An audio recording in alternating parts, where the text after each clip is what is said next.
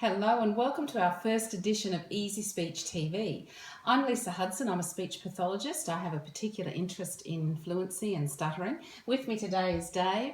Dave has a lifelong stutter. Dave has been stuttering for as long as he can pretty well remember, and we're going to find out about Dave's story over the course of this series. So stay tuned to find out what Dave's journey has been like.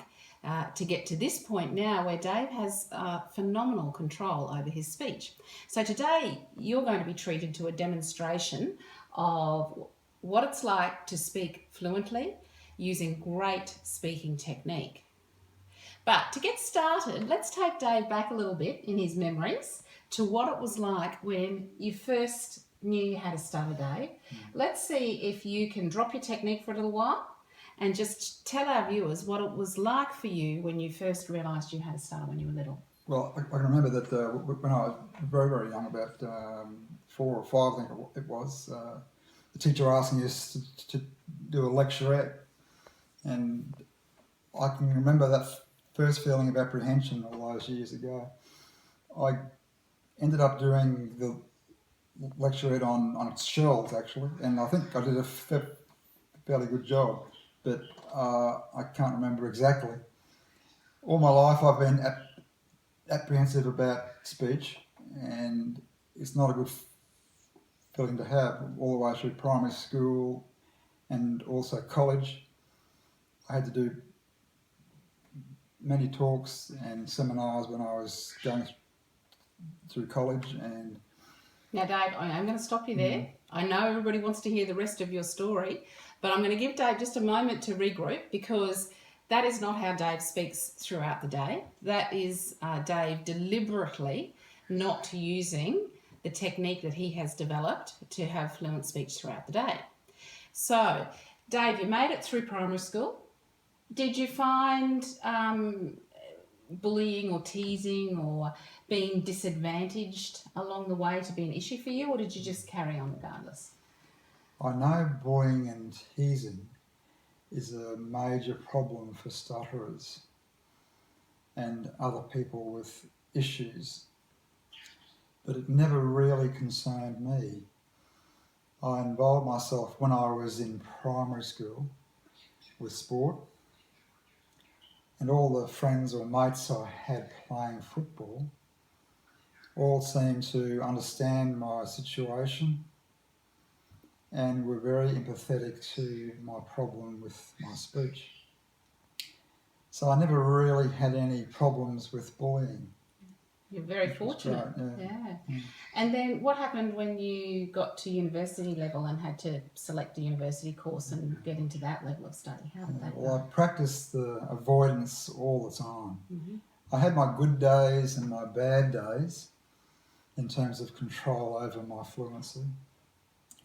But on my bad days, I would just avoid.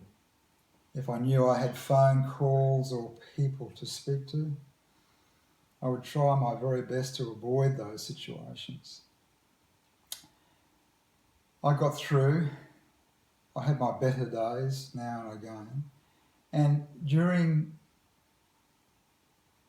presentations that I had to do at college, I was normally fairly well prepared and learnt my speeches to a point where it was a bit like a parrot. And in those situations, I was able to deliver my speeches fairly confidently. Yeah, and were you doing the course that you really wanted to do, or do you think having a stutter at the time affected the selection of the career path that you chose? Definitely. I think that when I was a young fella, the options that were given to us by guidance officers in primary school, or late primary school, early high school, were very limited indeed. And the options that I was given, really pigeonholed people and didn't really look at what the person really wanted to do in life. And that's how I found myself going to agricultural college, because I was given the other two choices of either a policeman or a teacher. And I thought to myself, well, there's a fair bit of speech involved in being a policeman and also being a teacher, obviously. So I decided, well, I'll go to agricultural college instead. So that's where I went. That's where you went. So it is interesting how what we perceive our abilities or our disabilities to be really does channel us in directions that maybe we wouldn't have chosen otherwise if we'd have had some other options available to us. That's right. So what Dave and I are aiming to do with Ezy-Speech TV is each week give you a quick tip or trick that Dave uses to maintain fluent speech all day, every day.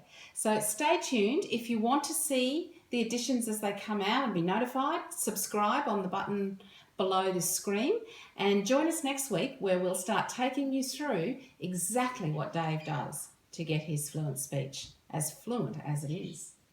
Hope to see you next week. Thanks for joining us. Thanks.